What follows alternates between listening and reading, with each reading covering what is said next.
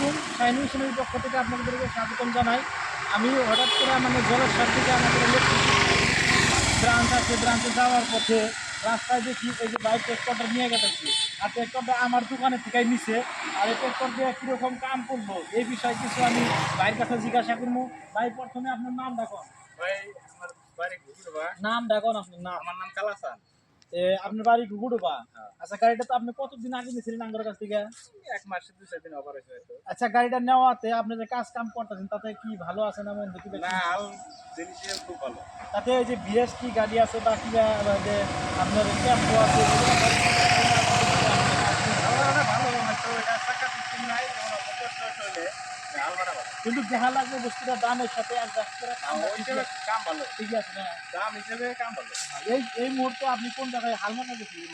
আমাকে তো সার্চ করলাম, কিন্তু এটা ফাল সরকারি বেশি দাম বেশি। ও আচ্ছা আচ্ছা, ঠিক আছে। কেঁদো চাষের জন্য এটা পাল না, কোনবা দিন যায় আঙ্গরের দোকানের থেকে কেঁদো চাষের পাল নিয়ে এসে আপনি লাগায় হালমারে দিবেন, খুব ভালো লাগবে আর কি।